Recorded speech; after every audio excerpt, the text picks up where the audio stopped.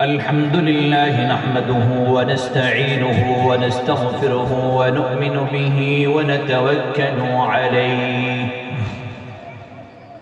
ونعوذ بالله من شرور أنفسنا ومن سيئات أعمالنا من يهده الله فلا مضل له ومن يضلله فلا هادي له ونشهد أن لا إله إلا الله وحده لا شريك له ونشهد أن سيدنا ومولانا محمدا عبده ورسوله صلى الله تعالى عليه وعلى آله وبارك وسلم أما بعد فأعوذ بالله من الشيطان الرجيم بسم الله الرحمن الرحيم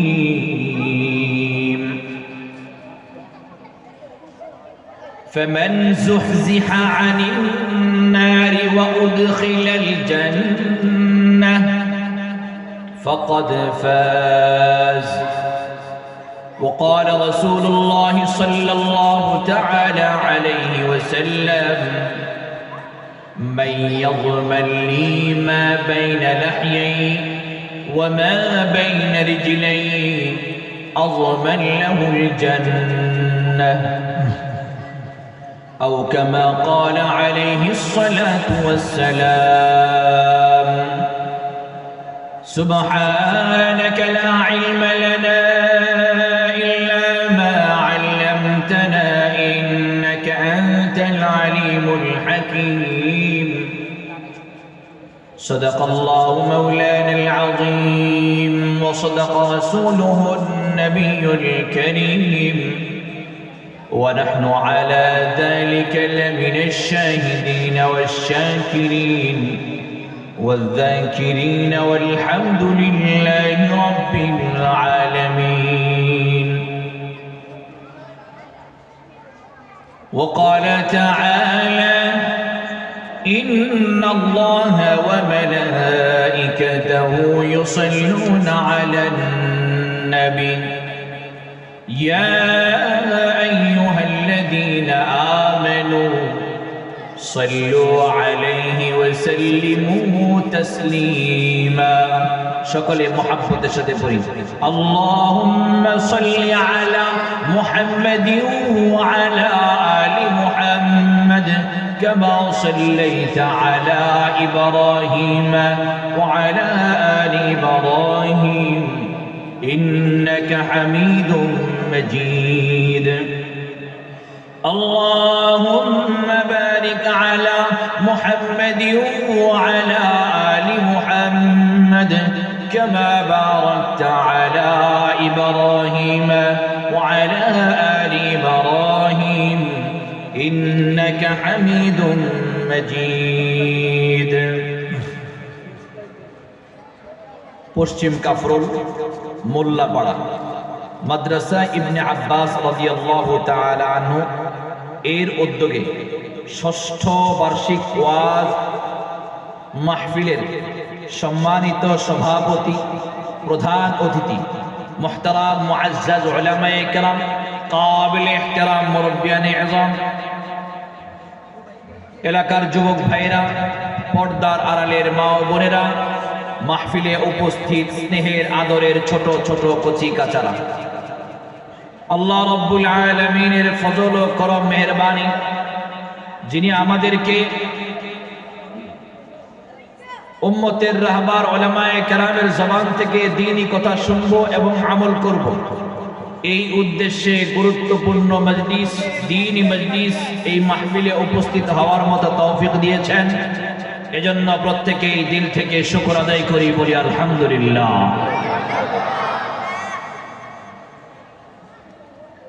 আপনাদেরকে একটু প্রশ্ন করি বলেন তো চূড়ান্ত সফলতা কোন জায়গায়? ইমানদার হিসেবে উত্তর দিবেন। চূড়ান্ত সফলতা কি একজন ইঞ্জিনিয়ার হওয়ার মধ্যে? জবান খুলে বলেন। একজন শিক্ষক হওয়ার মধ্যে? একজন ডাক্তার হওয়ার মধ্যে? চূড়ান্ত সফলতা একজন পুলিশ অফিসার হওয়ার মধ্যে? আর্মি, রাষ্ট্রপতি, প্রধানমন্ত্রী? তাহলে কোথায়? একজন ইমানদারের চূড়ান্ত সফলতাটা কোথায়? আপনাদের ভাষা অনুযায়ী, আপনাদের উত্তর অনুযায়ী বোঝা গেল একটা মানুষ ডাক্তার হলে, ইঞ্জিনিয়ার হলে, শিক্ষক, প্রফেসর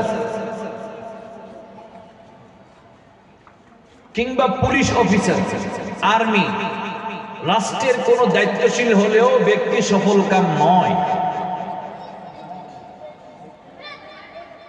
এখন দ্বিতীয় প্রশ্ন, আপনি আমি কি সফল কাম হতে চাই কি চাই না? কে কে চান একটু হাত তুলে দেখান। আল্লাহ সকলকে কবুল করুন। আচ্ছা, যদি চূড়ান্ত সফল কাম হতেই হয়, চূড়ান্ত সফলতাই আমরা চাই, তাহলে বুঝে গেল আপনাদের উত্তর অনুযায়ী ওইগুলোর মধ্যে সফলতা নাই। কিন্তু আমরা আমাদের সন্তানদেরকে ডাক্তার, ইঞ্জিনিয়ার, প্রফেসর কিংবা পুলিশ অফিসার এটা বানানোর জন্য পাগল পারা হয়ে থাকে কিনা? জবান খুলে বলেন। তাহলে যেখানে চূড়ান্ত সফলতা নাই, একজন ইমানদারের সফলতা নাই, সেই বিষয়ে কেন দৌড়াদৌড়ি? সেই বিষয়ে কেন বাড়াবাড়ি? বুঝা গেল চূড়ান্ত সফলতা কোথায় আমরা ইমানদাররা জানি না, ঠিক কিনা? আজকে চূড়ান্ত সফলতা কোথায় এই ঠিকানাটা আপনাদেরকে দেখাবো, শুনবেন তো ইনশাআল্লাহ? কিন্তু কথা হলো চূড়ান্ত সফলতা চেনার পরেও আপনি কি ওই পথেই যাবেন যে পথে এখন চলছেন, নাকি আপনার চলার গতি, চলার মোড় পাল্টাবেন? এই সিদ্ধান্ত আপনাকে নিতে হবে। আপনাদের ভাষ্য অনুযায়ী বোঝা গেল একজন ডাক্তার, ইঞ্জিনিয়ার, প্রফেসর, শিক্ষক কিংবা পুলিশ অফিসার, আর্মি অফিসার বা আর্মি, রাষ্ট্রের কোন দায়িত্বশীল, এরা কেউ সফল কাম নয়। সফল কাম কোথায়? সফলতা কোথায়? ইমানদারের সফলতা কোথায়? আমাদের রব ঠিকানা বলে দিয়েছেন।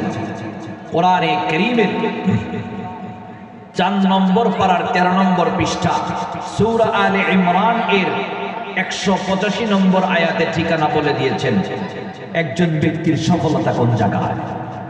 আল্লাহ পাক বলেন, ফামান যুহজিহা আনিন নার, ফামান যুহজিহা আনিন নার ওয়া উদখিলাল জান্নাহ ফাকাদ ফাজ।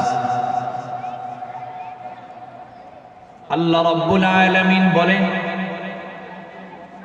যাকে জাহান্নামের আগুন থেকে বাঁচানো হলো, যাকে জাহান্নাম থেকে বাঁচানো হলো আর জান্নাতের সার্টিফিকেট দিয়া জান্নাতে ঢুকায় দেওয়া হলো, জান্নাতে প্রবেশ করানো হলো, ওই ব্যক্তি চূড়ান্ত পর্যায়ের সফলতা অর্জন করলো। বলেন না সুবহানাল্লাহ। فمن زحزح عن النار وأدخل الجنة فقد فاز। আল্লাহ রাব্বুল আলামিন বলেন, জান্নাতি হতে পারলে তাহলেই চূড়ান্ত সফলতা। ও মুমিন, তুমি ডাক্তার হইলা, ইঞ্জিনিয়ার হইলা, প্রফেসর, শিক্ষক, পুলিশ, রাষ্ট্রের বিভিন্ন দায়িত্বশীল হইলা, কিন্তু জান্নাতের সার্টিফিকেট কামাইতে পারলা না, তাহলে দুনিয়াতে বাহ্যিকভাবে তোমাকে সফল কাম মনে হলেও প্রকৃত পক্ষের সফলতা তুমি অর্জন করতে পারো নাই, ঠিক কিনা? মুসলমান ভাইয়েরা আমার, একজন ইমানদারের টার্গেট থাকবে চূড়ান্ত সফলতা। যেই সফলতা আমার আপনার রব আপনার আমার জন্য ঘোষণা করে রেখেছেন। আল্লাহ পাক বলে দিয়েছেন, ফামান যুহজিহা আনিন নার, যাকে জাহান্নামের আগুন থেকে বাঁচিয়ে দেওয়া হলো।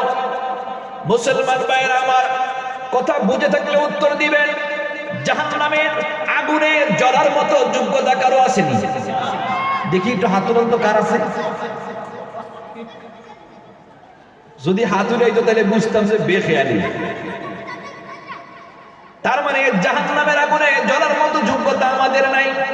দুনিয়ার আগুন থেকে ভাগার জন্য, দুনিয়ার আগুন থেকে বাঁচার জন্য মানুষ দৌড়ায়। ও দোস্ত, সাধারণ মোমবাতির আগুনের মধ্যেও আপনার আঙ্গুলটা দিবেন এমন যোগ্যতা আপনার নাই, ঠিক কিনা? চুলার আগুনে জ্বলবেন এমন যোগ্যতা আপনার নাই। এই যে তাকায় দেখেন, ক্যালিফোর্নিয়ার লস অ্যাঞ্জেলেস শহরের মধ্যে আগুন লাগছে, এটা তো কুদরতি ফয়সালা। কারণ তারা বহুদিন পর্যন্ত, বহু মাস পর্যন্ত গাজার মুসলমানদেরকে শেষ করে দেওয়ার জন্য, মুসলমানদের প্রথম কিবলা বাইতুল মুকাদ্দাসকে দখল করার জন্য মিলিয়ন বিলিয়ন টাকা খরচ করছে, শক্তি ব্যয় করছে, ঘর বাড়িতে আগুন লাগাইছে। আল্লাহ পাকের স্বাভাবিক অবস্থা থাকে নাই, বরং আল্লাহ পাকের গজব এসে গেছে, রাগ এসে গেছে। এজন্য কুদরতি ভাবে ক্যালিফোর্নিয়ার মধ্যে আগুন লাগছে, লস অ্যাঞ্জেলেসের মধ্যে আগুন লাগছে। ওরা মাসকে মাস, বছর বছর সময় পার করার পরেও যে ক্ষতি করতে পারে নাই, রব্বে কাবা 2 দিনে তাদের সে পরিমাণ ক্ষতি করিয়ে দেখিয়ে দিয়েছে, ঠিক কিনা? তাহলে শক্তিমান কে? ও দোস্ত, এই যে ক্যালিফোর্নিয়ার মধ্যে আগুন লাগছে, ওই আগুন থেকে বাঁচার জন্য ব্যক্তি তার শত শত কোটি টাকা খরচ করা বাড়ি ফেলা দিয়ে দৌড়ায়, শত কোটি টাকা খরচ করে গাড়ি কিনছে, সেই গাড়িটা ফেলা দিয়ে দৌড়ায়। কেন? কেন? সাধারণ দুনিয়ার আগুন থেকে বাঁচবে জন্য, দুনিয়ার আগুন থেকে বাঁচার জন্য ব্যক্তি পাগল করা হয়ে গেছে। কিভাবে আগুন থেকে বাঁচবে সেই চিন্তায়, কিন্তু এটা তো আল্লাহর গজব। সুতরাং যদি আল্লাহ পাকের গজব থামে, আল্লাহ পাকের রাগ থামে, তাহলেই কেবল এই লস অ্যাঞ্জেলেস, ক্যালিফোর্নিয়া বা ওই অঞ্চলের আশেপাশের আগুন থামতে পারে। এছাড়া কোনোভাবেই ওই আগুন থামানো সম্ভব না, ঠিক কিনা? আমেরিকা হার মানছে, আমেরিকা হার মানছে, আত্মসমর্পণ করছে আগুনের কাছে, বলে এটা আমাদের পক্ষে সম্ভব হচ্ছে না। আমরা ভিডিওতে দেখেছি মুমিনদেরকে নিয়ে, মুসলমানদেরকে নিয়ে আগুনের কাছে দাঁড়ায় দাঁড়ায় আযান পর্যন্ত দিচ্ছে। সমস্ত শক্তি শেষ, কোথায় তোমার ক্ষমতা? কোথায় তোমার মাতাব্বরি? আরে রব্বে কাবা দুনিয়ার একটু আগুন লাগায় দিছেন, এর মধ্যে তোমরা এভাবে আত্মসমর্পণ করতেছো। আরে এই যে দুনিয়ার মধ্যে জুলুম করতেছো, মাতাব্বরি করতেছো, রব্বে কাবা যখন তোমাকে জাহান্নামের আগুনে পোড়াবেন, তোমাকে কে বাঁচাবে? না ইসরায়েল বাঁচাতে পারবে, না আমেরিকা বাঁচাতে পারবে। ডোনাল্ড ট্রাম্প, বারাক ওবামা, যাদের কথাই বলো, কেউ বাঁচাতে পারবে না। ভ্লাদিমির পুতিন বাঁচাতে পারবে না। আরে ওই যে জাহান্নামের আগুন, ওই জাহান্নামের আগুন থেকে যদি বাঁচতে চাও, দুনিয়ার আগুন থেকে বাঁচার জন্য মানুষ পাগল। যেই দুনিয়ার আগুন থেকে 70 গুণ বেশি পাওয়ারফুল আগুন হলো জাহান্নামের আগুন। ওরে দোস্ত, তাহলে জাহান্নামের আগুনে দিলে, আমাদের কাউকে যদি জাহান্নামের আগুনে দেয়, তাহলে আমরা সহ্য করার ক্ষমতা রাখিনি? জবাব খুলে বলেন। জাহান্নাম থেকে বাঁচতে চান কে? একটু হাত তুলে দেখান। আল্লাহ রাব্বুল আলামিন আমাদের সকলকে জাহান্নাম থেকে হেফাজত করুন। মুসলমান ভাইরা আমার, আমার আল্লাহ বলেন, ফামান যুহজিহা আনিন নার ওয়া উদখিলাল জান্নাহ ফাকাদ ফাজ। যাকে জাহান্নামের আগুন থেকে বাঁচানো হলো, জান্নাতে প্রবেশ করিয়ে দেওয়া হলো, এ হলো চূড়ান্ত সফল কাম, চূড়ান্ত সফল কাম। দুনিয়ার আগুন থেকে বাঁচার জন্য বেকুল হয়ে যায়, কিন্তু জাহান্নামের আগুন থেকে বাঁচার চেষ্টা আমাদের মাথায় নাই, ঠিক কিনা? কিন্তু জাহান্নামের আগুন থেকে বাঁচতে না পারলে তার মতো দুর্ভাগা, তার মতো কপাল পোড়া জমিনের মধ্যে আর কেউ আসেনি। জবান খুলে বলেন, না না না দোস্ত, জাহান্নামের আগুন থেকে বাঁচতে না পারলে তার মতো দুর্ভাগার কেউ নেই। এজন্য রব বলেন ফামান যুহজিহা আনিন নার ওয়া উদখিলাল জান্নাতা ফাকাদ ফাজ। সাহাবায়ে কেরাম জাহান্নামের আগুন থেকে বাঁচার জন্য নবীজি সাল্লাল্লাহু আলাইহি সাল্লাম যে পথ দেখাইতেন, বাস কোনো কথা নাই, ওই পথেই চলতেন। সাহাবায়ে কেরামের মধ্যে ছিল ব্যাকুলতা, সাহাবায়ে কেরামের মধ্যে ছিল ব্যাকুলতা, কিভাবে জাহান্নামের আগুন থেকে বাঁচবে। রাসূল বলছেন কোনো কথা নাই। জাহান্নামের আগুন থেকে বাঁচার জন্য একদম সহজ রাস্তা হইল আল্লাহ পাকের দ্বীনকে সমুন্নত করতে গিয়া শহীদ হয়ে যাওয়া। এজন্য সাহাবায়ে কেরাম শাহাদাত বরণ করার জন্য সব সময় তৈয়ার থাকতেন, প্রস্তুত থাকতেন। জিহাদের ময়দানে ডাক আসলে সাহাবায়ে কেরাম পিছপা হতেন না। ছোট্ট ছোট্ট সাহাবীরা পর্যন্ত জিহাদের ময়দানে শরীক হওয়ার জন্য প্রতিযোগিতা করতেন। সাহাবায়ে কেরাম জিহাদের ময়দানে শরীক হওয়ার জন্য ফ্রি ভাবে, সহজে, ঝামেলা মুক্ত ভাবে জান্নাতে যাওয়ার জন্য সাহাবায়ে কেরাম আল্লাহ রাসূলের ডাকে পিছন থেকে তাকান নাই। ডাক আসছে জিহাদের, দৌড় দিছেন। এই যে হানজালা রাদিয়াল্লাহু তাআলা স্ত্রীর সাথে সহবাস হয়েছে, এখনো নাপাক, কিন্তু কানের মধ্যে আওয়াজ আসছে আল্লাহ রাসূল সাল্লাল্লাহু আলাইহি ওয়াসাল্লাম উহুদের ময়দানে যুদ্ধ করতে যাচ্ছেন। হানজালা রাদিয়াল্লাহু তাআলা নাপাক,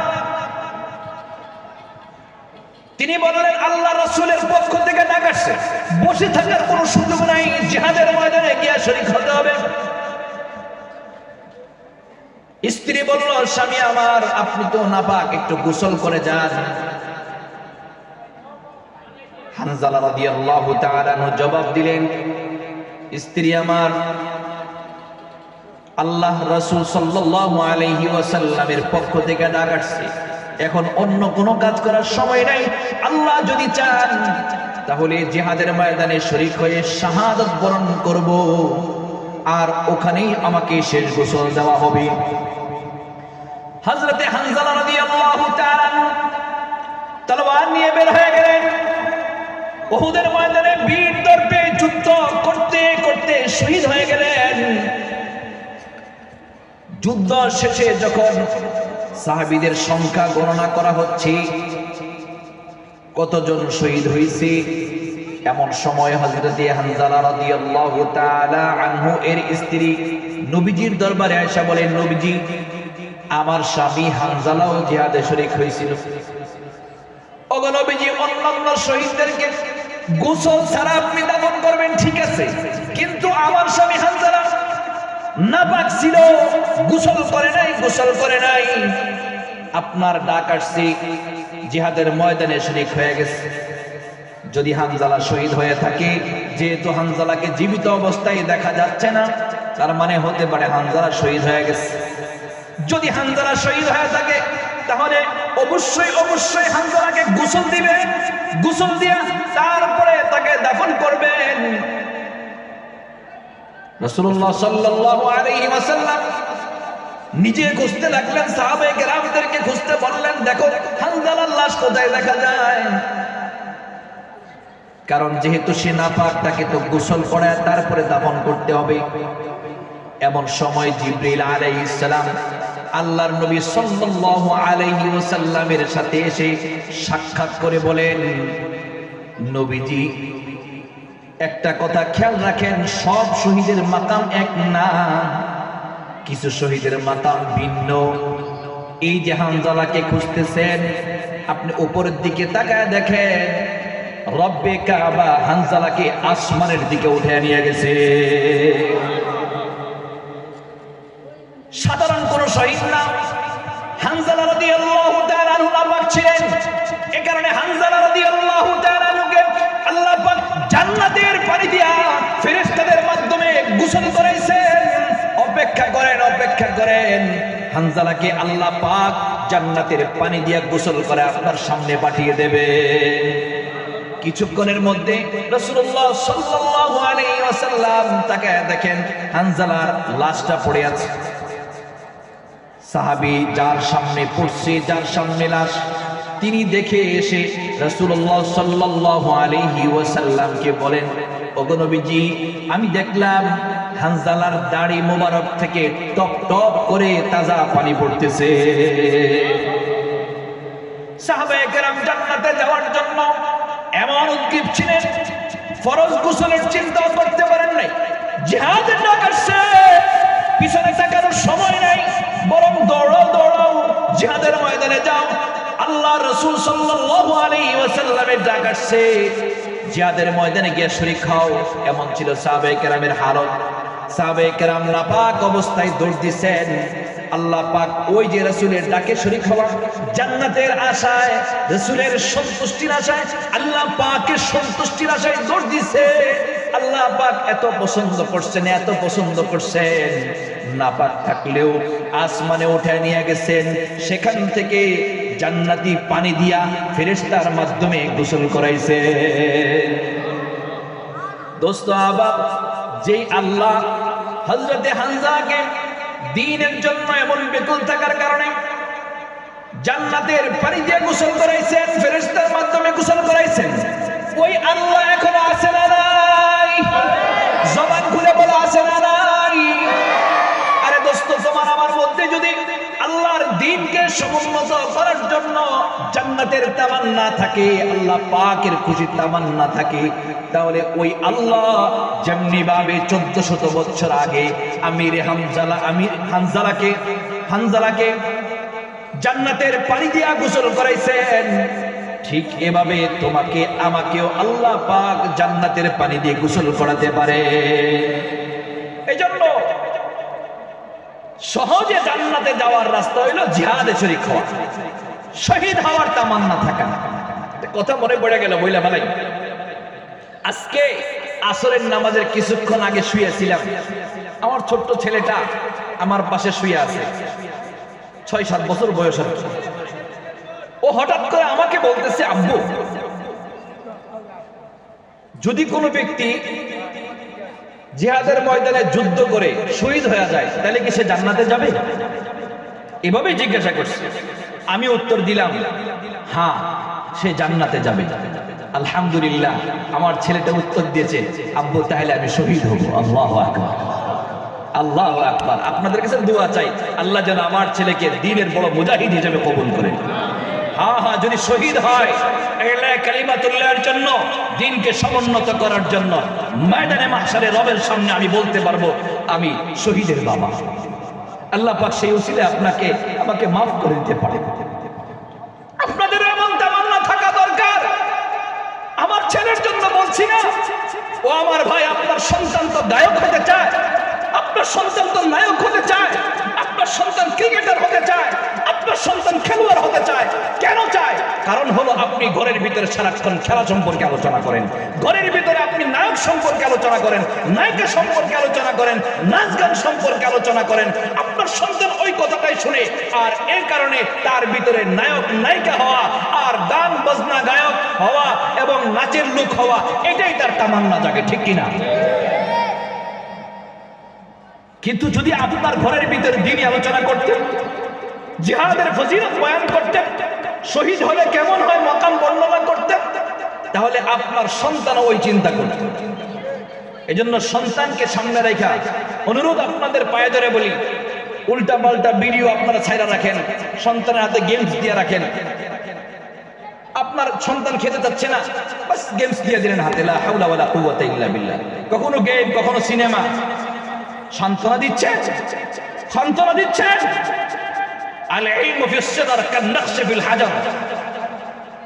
আল্লাহ রাসূল সাল্লাল্লাহু আলাইহি সাল্লাম বলেন, বাচ্চাদের দিলের মধ্যে কোনো কিছুর ইলম, এটা এমন ভাবে ঢোকে, পাথরের মধ্যে অঙ্কন করে রাখলে যেমনি ভাবে ওটা অঙ্কিত হয়ে থাকে, ঠিক বাচ্চারা যখন ছোট থাকে তাদের দিলের মধ্যে যে জিনিসটা ঢুকে ওটা এমন অঙ্কিত হয়ে থাকে।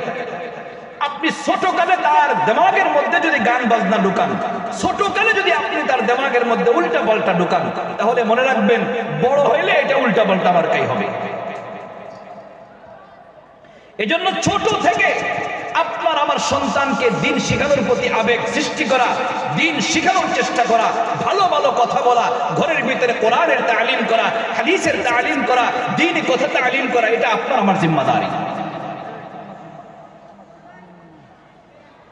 এজন্য দোস্ত, যদি আপনি আমি জান্নাতি হতে চাই, জাহান্নামের আগুন থেকে বাঁচতে চাই, জান্নাতি হতে চাই নিঃসন্দেহে, তাহলে আপনাকে আমাকে সেই পথেই হাঁটতে হবে যে পথ আপনাকে আমাকে আপনার আমার রব দেখাইছেন।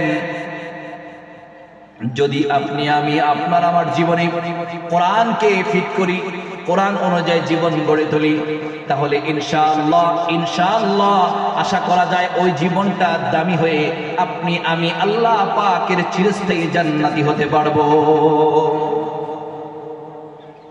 আল্লাহ পাক বলেন, ফামান যুহজিহা আনিন নার ওয়া উদখিলাল জান্নাহ ফাকাদ ফাজ।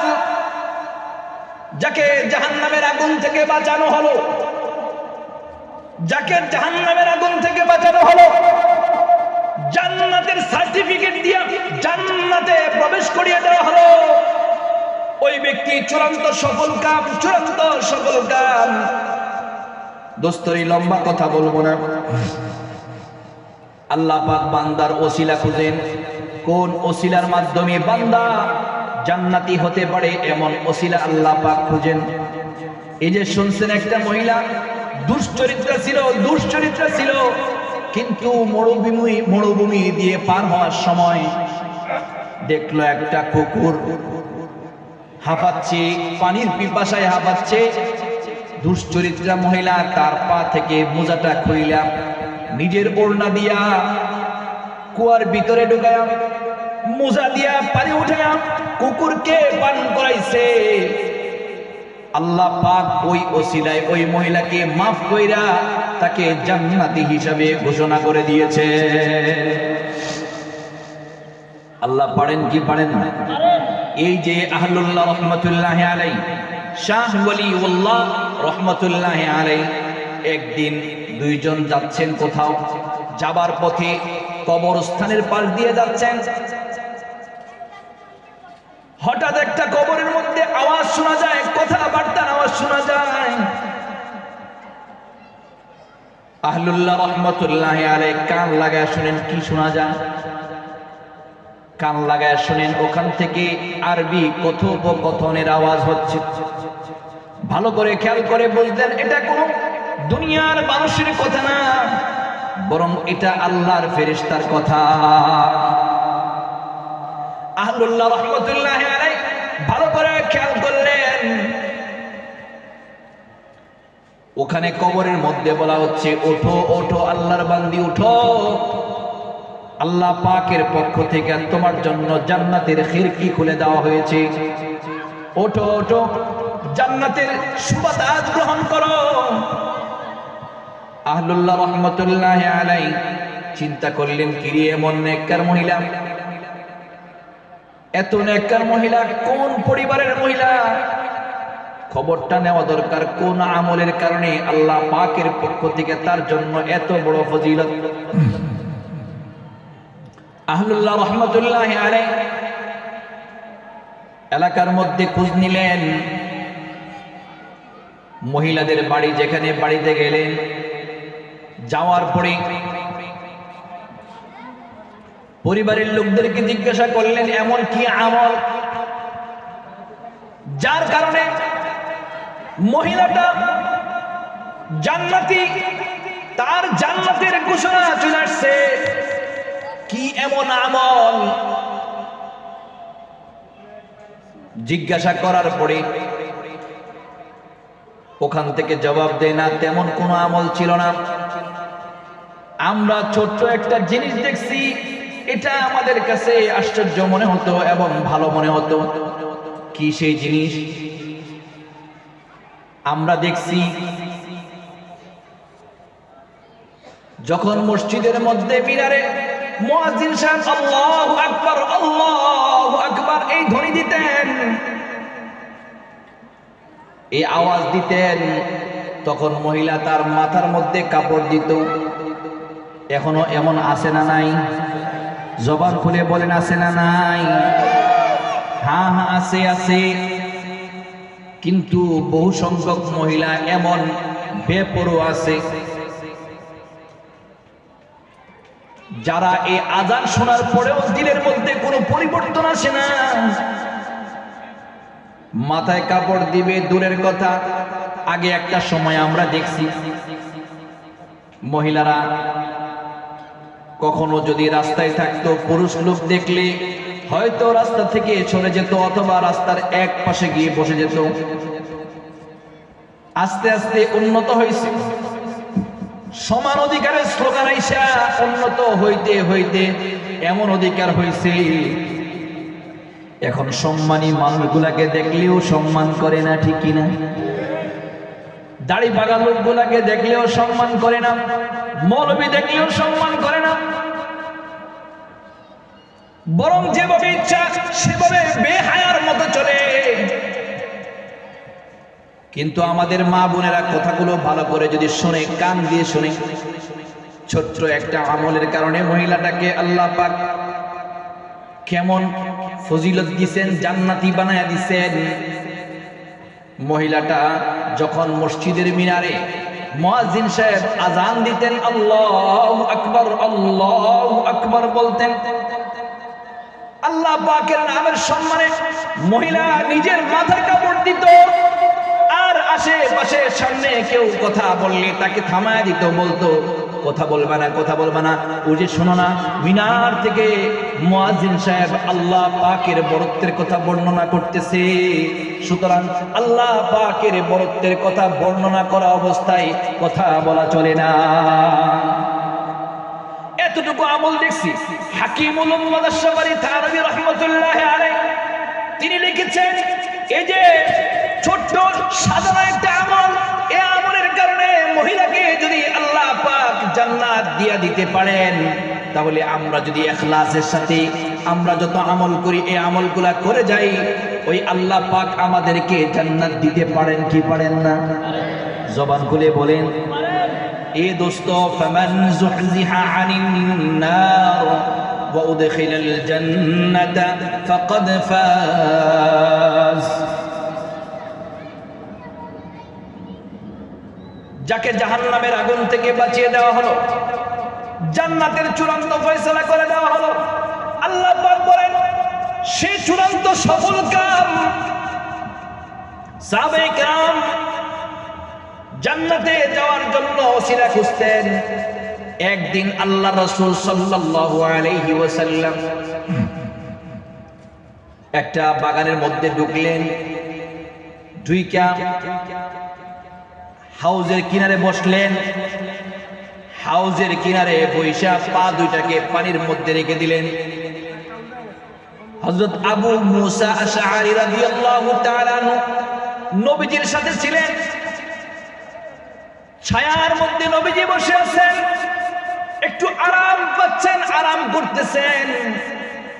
আবু মুসা আশআরী রাদিয়াল্লাহু তাআলা আনহু বলেন, এই তো সুযোগ নবীজির একটা খেদমত করার, দেখি একটা খেদমত করতে পারলে হতে পারে জান্নাত পেয়ে যাব। তিনি চিন্তা করলেন, বাগানের গেটের সামনে দাঁড়ায়া যাই, ওখানে দারোয়ান হিসেবে দাঁড়িয়ে যাব, যেন কেউ এই মুহূর্তে বাগানে প্রবেশ করতে না পারে। কেন এখন যদি কেউ বাগানে ঢুকে তাহলে নবীজির আরামের মধ্যে ব্যাঘাত ঘটবে। রাসূলুল্লাহ সাল্লাল্লাহু আলাইহি ওয়াসাল্লামের আরামে যেন ব্যাঘাত না ঘটে, এজন্য আবু মুসা আশআরী রাদিয়াল্লাহু তাআলা আনহু গেটের সামনে দাঁড়ায় গেলেন।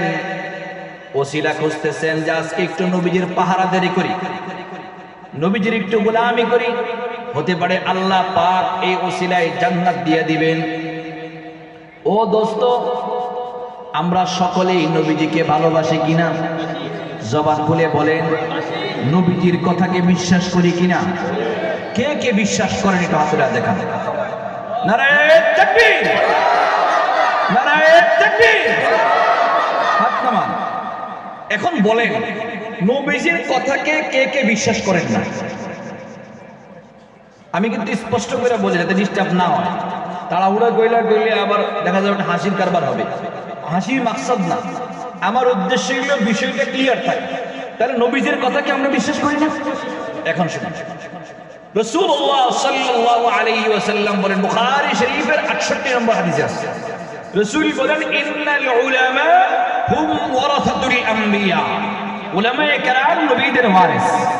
নবীজি স্পষ্ট করে ইন্না ব্যবহার করছেন, মানে নিঃসন্দেহে। ইন্নাল উলামা, আবার ওই উলামা এর মধ্যে আলিফ লাম আনছেন, তার মানে এখানেও নিশ্চয় বুঝাইছে। এরকম নিশ্চয়তা বুঝায়া আল্লাহ রাসূল বলেন, ইন্নাল উলামা হুম ওয়ারাসাতুল আম্বিয়া। আবার হুম লাগাইছে, তাকিদের পরে তাকিদ। উলামায়ে কেরাম নবীদের ওয়ারিস। কে বলছেন? একটু জোরে বলেন না, কে বলছেন? তাইলে এখন নবীদের ওয়ারিস উলামায়ে কেরাম, এজন্য নবীদের উলামায়ে কেরাম তো নবীদের ওয়ারিস। তো নবীদের ওয়ারিসদেরকে গালমন্দ করার সুযোগ আছে? জবান খুলে বলেন। নবীদের ওয়ারিসদের বিরুদ্ধে ব্যবস্থা নেওয়া, তাদের বিরুদ্ধে অ্যাকশনে যাওয়ার কোনো সুযোগ আছে? গেলে কি হবে? নবীর খেদমত কইরা জান্নাতি হওয়ার চেষ্টা করছে সাহাবায়ে কেরাম। তো নবীর ওয়ারিসদের বিরুদ্ধে যদি আপনি অ্যাকশনে যান, যাদের ব্যাপারে স্বয়ং নবীজি বললেন, ইন্নাল উলামা হুম ওয়ারাসাতুল আম্বিয়া, নিঃসন্দেহে উলামায়ে কেরাম এরা নবীদের ওয়ারিস। আলহামদুলিল্লাহ, একটু বইলেই ফেলাই, আজকের প্রধান মেহমান মুফতি হাবিবুর রহমান মিসবাহ সাহেব উপস্থিত হয়ে গেছেন। আল্লাহ পাক ওনার উপস্থিতিকে কবুল করুন। এই এলাকায় উনি আসছেন, আল্লাহ পাক ওনার জবান থেকে গুরুত্বপূর্ণ নসিহত বের করে আমাদের জন্য উপকার লাভ করার তৌফিক দান করুন। শুনেন, খেয়াল করেন, আমার দিয়ে খেয়াল করেন। প্রধান বক্তা একটু আপনাদেরকে জানাইতে হয় যে আসছে, টেনশন না করার জন্য বললাম আর কি। বসেন বসেন বসেন। বিষয় যেটা, উলামায়ে কেরামদেরকে কদর করা, এটা সম্মানের। এখন যদি উলামায়ে কেরামের বিরুদ্ধে অবস্থান নেই, তাহলে এটা কি সম্মানের না অসম্মানের? তো যদি আপনি আলেমদের বিরুদ্ধে অবস্থান নেন, তাহলে আপনি নবীদের ওয়ারিসদের বিরুদ্ধে অবস্থান নিলেন, তাহলে আপনি কি জান্নাতি হবেন না জাহান্নামী?